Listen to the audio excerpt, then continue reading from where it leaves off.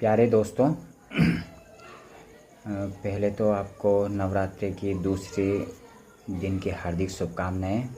काफ़ी लोगों ने अपना व्रत भी ख़त्म किया होगा अभी और जैसे कि आज नवरात्रि का दूसरा दिन है, तो नवरात्रि पर आप सभी को हार्दिक शुभकामनाएं।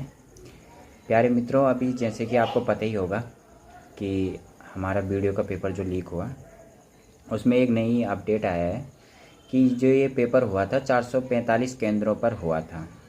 और जैसे कि आपने देखा होगा, सचिव और ये सभी कह रहे हैं कि जैमर लगे हुए थे, उसमें पेपर नहीं हो सकता।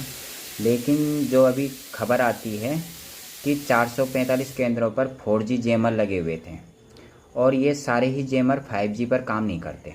मतलब अगर आपका मोबाइल सेट 5G है तो जैमर वहाँ पे काम नहीं करेगा, क्योंकि अब ये चीज़ें तो एक टेक्निकल छात्र या साइंस के स्टूडेंट समझ सकते हैं, या जो कंप्यूटर साइंस से रिलेटेड हो वो समझ सकते हैं कि कोई भी 4G नेटवर्क होता है वो आपका 700 मेगाहर्ट्ज़ पर ही काम करता है, और इससे ऊपर की 700 हो गया 1800 तक मैक्सिमम पे काम करता है, उससे ऊपर वो काम नहीं करता। लेकिन अब अगर आपके जो 5G नेटवर्क है वो 3500 मेगाहर्ट्ज़ से तक की अपनी फ्रीक्वेंसी भेजता है, तो 5G नेटवर्क ही काम कर पाता है इन जैमरों पे। और जो हमारे 4G जैमर लगे हुए थे ये केवल 700 मेगाहर्ट्ज़ तक ही काम करते हैं। तो आयोग के सचिव को इस जो एक शिव कुमार जी हैं, उनको किसी पर्यवेक्षक ने मौखिक तौर पर उनके पास शिकायत भी की थी, लेकिन कुछ नहीं हुआ। और आयोग के सचिव हैं शिव कुमार जी, उनके पर्यवेक्षक ने की थी, मौखिक तौर पे शिकायत की थी कि जी जैमर काम नहीं कर रहे हैं।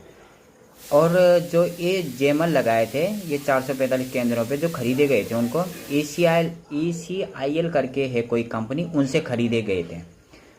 तो सोच सकते हैं कि ऐसे लोग को परीक्षा कराने का टेंडर दे रहे हैं, ठेका दे रहे हैं, जिनको खुद ही पता नहीं है।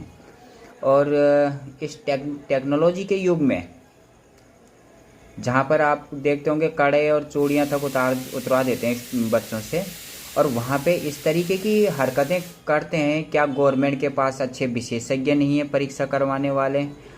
और अगर नहीं है तो हमारे उत्तराखंड में साइंटिस्टों की कमी नहीं है।